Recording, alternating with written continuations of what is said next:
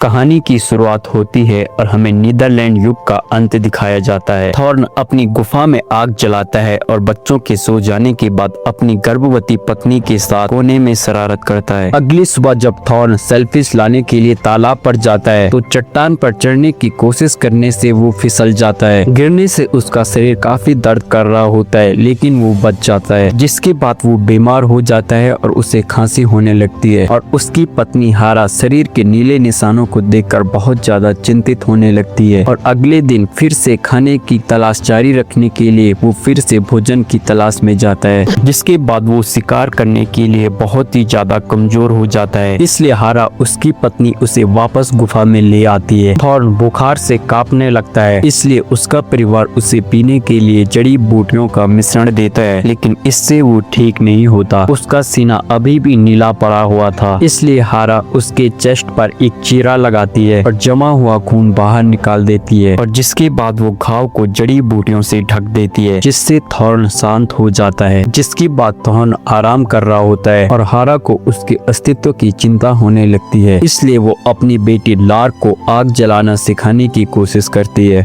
इसके बाद लार्क अपने पिता के पास जब जाती है तो उसे पता चलता है कि उसके छोटे भाई की मौत हो गई है। थॉर्न अपने बच्चे को दफनाने के लिए अपने बिस्तर से उठता है और उसी रात हारा भी सदमे में थी। थॉर्न कुछ पौधों का उपयोग करके कुछ रंग बनाता है और उसकी याद में गुफा की दीवार पर एक छाप छोड़ देता है। कुछ दिनों बाद जब हारा टहल रही होती है तो उसका गर्भ जल निकल जाता है। लार्क उसे वापस गुफा में ले जाती है, लेकिन थॉर्न उसे बाहर इंतजार करवाता है क्योंकि उसकी माँ बच्चे को जन्म देने वाली थी, जिसके बाद एक स्वस्थ बच्चा पैदा होता है, जिससे हारा काफी ज्यादा कमजोर हो जाती है और जैसे जैसे दिन बीतते हैं हारा मर जाती है और थॉर्न उसे दफना देता है। कुछ समय बाद थॉर्न एक छोटी बांसुरी बजाता है और कुछ सोचने के बाद वो हारा का हार लार्क को दे देता है। जब वो खाने की तलाश में गुफा से बाहर निकलते हैं तो वो उस इलाके में कुछ और आदमियों को देखकर हैरान रह जाते हैं, इसलिए वो जल्दी उनसे छिप जाते हैं और उनके जाने का इंतजार करते हैं। हालांकि तब तक भी वो लोग वहीं आसपास होते हैं। थॉर्न अपना सामान इकट्ठा करता है और अपने बच्चों के साथ निकलने का फैसला करता है। अगले दिन उन्हें पता चलता है कि वे लोग उनका पीछा कर रहे हैं, इसलिए वे लोग उनसे दूर जाने के लिए तेजी से यात्रा करने लगते हैं। कुछ समय के बाद जब थॉर्न की नींद खुलती है तो उसे पता चलता है कि ये लोग उनके पास आ गए हैं, इसलिए वो अपने बच्चों को जगाता है और वहाँ से भागने की कोशिश करता है। हालांकि वे लोग उन्हें घेर लेते हैं और उन्हें जाने से रोक देते हैं। हालांकि वो लोग उससे कुछ कहते हैं, लेकिन थॉर्न उनकी भाषा नहीं समझ पाता, क्योंकि थॉर्न एक निएंडरथल है और ये लोग होमो सेपियंस हैं। उनमें से एक आदमी धीरे से थॉर्न के पास आता है और उसे संकेत देता है कि वे लोग भोजन की तलाश कर रहे हैं, इसलिए वे लोग थॉर्न और उसकी बेटी लार्क को सूखा मांस चखने के लिए दे देते हैं और बाद में ये सब उनके दोस्त बन जाते हैं। जिसके बाद वे लोग थॉर्न और उसके बच्चों को अपने समुदाय में ले लेते हैं और जब लार्क बड़ी हो जाती है तो वो उस आदमी से शादी कर लेती है जिसने उन्हें बचाया था। दोनों के माता पिता उन्हें अपना आशीर्वाद देते हैं और हर कोई उनकी शादी का जश्न मनाता है। जिसके बाद सीन शिफ्ट होता है और हमें 2025 में क्लेयर और उसके सेक्रेटरी ग्रेग को दिखाया जाता है।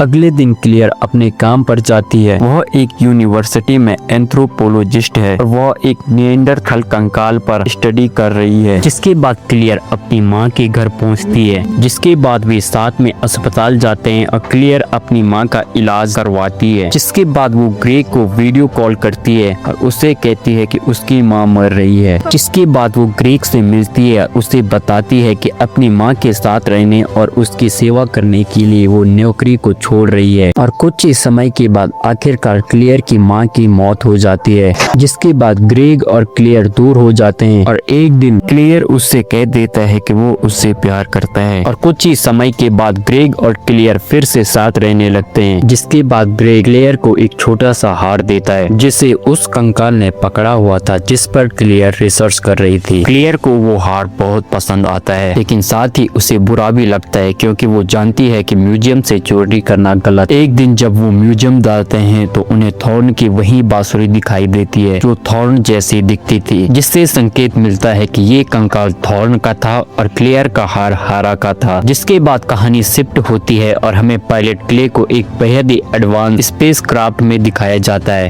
और वह एक्सरसाइज करते हुए अपने एआई को पायलट रोकेट रोस्को से बात कर रही होती है कि वे 210 साल से यात्रा कर रहे हैं और अपनी मंजिल से अभी 126 साल दूर हैं। लेकिन तभी एक मुसीबत आती है, ऑक्सीजन का स्तर 1% गिर जाता है। क्ले ग्रीन हाउस में चेक करती और पाती है कि कुछ पौधे बीमार हैं, जिससे रोस्को उसे बताता है कि अगर 6% से ज्यादा पौधे खत्म हुए तो मिशन फेल हो जाएगा। क्ले ऑक्सीजन बचाने के लिए गैर जरूरी बिजली बंद कर देती है और अंधेरे में टॉर्च से काम करती है, जिसके बाद वो एक एंटीवायरल स्प्रे पौधों पर करती है, लेकिन वो फेल हो जाता है। इसलिए उसे एक आइडिया आता है, क्योंकि वो नहीं जानते कि वायरस किस पौधे में है, इसलिए वो सारे पौधे खत्म कर देंगे और नए सिरे से शुरुआत करेंगे। जिस पर रोस्को उसे चेतावनी देता है कि अगर सारे पौधे मार दिए जाएंगे तो जहाज पर ऑक्सीजन खत्म हो जाएगी और उन मानव भ्रूणों को खतरा होगा जिन्हें वो ले जा रही है। जिसके बाद क्ले को एहसास होता है कि वो 98% ऑक्सीजन उपयोग करती है, इसलिए वो कहते हैं कि वो खुद को खत्म कर लेगी और रोस्को को बच्चों के नए ग्रह पर ले जाने देगी। जिसके बाद रोस्को कहता है कि उन्हें कंप्यूटर रूम में दूसरा ग्रीन हाउस बनाना चाहिए।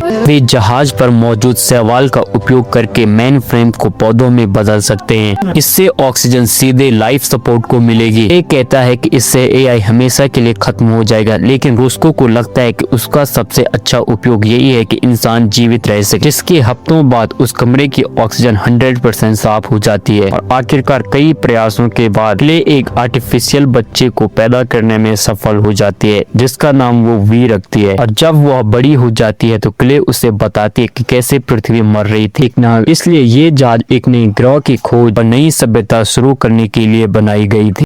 जिसके बाद हमें तीनों कहानियों के बीच समानताएं दिखाई जाती हैं। हॉल नई पीढ़ी को आग जलाना सिखाता है, क्लेयर अपना ज्ञान अपने बच्चों को देती है और ग्रे को एक बेहतर पिता बनने के लिए प्रेरित करती है। वैसे में क्ले 2 और बच्चों को पैदा करती है और भी को सिखाती है कि उनका ख्याल कैसा रखा जाए। वे कंप्यूटर रूम में पौधों की देखभाल करते हैं और अतीत में हमें लार्क को दिखाया जाता है, जो अपने बच्चे को जन्म दे रही होती है। और जब वह बच्चा बड़ा होता है तो वो हार लार्क को सौंप दिया जाता है। उसी दिन थॉर्न आग के पास आराम करता है और शांति से मर जाता है। और जब परिवार उसे दफनाता है तो वो दीवार पर एक और हाथ की छाप छोड़ और उसके हाथ में वही हार रख देते हैं। वर्तमान में क्लियर और ग्रेग अपने वयस्क बेटे, जिसका नाम एलिक्सीर है, विज्ञान के बारे में बात करते हुए सुनते हैं, जो लोगों को लंबे समय तक जीवित रखने में मदद करेगा। वे उसके लिए एक सहायक संदेश के साथ वो हार छोड़ जाते हैं। घर जाते समय वे चर्चा करते हैं कि वे हमेशा के लिए जीवित नहीं रहना चाहते, क्योंकि अंत ही जीवन का अर्थ है। जब क्लियर बुढ़ापे से मरती है तो उसके बेटे उसके पास बैठकर रोते हैं। अंत में अलार्म बजता है, जिसके बाद क्ले अंततः एक नए ग्रह पर उतर जाते हैं। क्ले अपना सूट पहनती है क्योंकि उसे बाहर की जांच करनी थी। जिसके बाद अंतरिक्ष यान का गेट खुलता है और क्ले फूलों की भूमि पर कदम रखती है। और आखिरकार कई सालों के बाद इंसानों ने आखिरकार एक नया समाज बना लिया था, भी इतनी तेजी से बढ़ी कि वह क्ले से पहले ही बुढ़ापे से मर गई और उसे भी उसी हार के साथ दफनाया गया। क्ले अपने पुराने अंतरिक्ष यान में वापस जाती है और फूट फूट कर रोती है, क्योंकि किसी भी माता पिता को अपने बच्चों को मरते हुए नहीं देखना चाहिए। और यही तीनों कहानियां दिखाते हुए आखिरकार ये मूवी यहीं पर खत्म हो जाती है।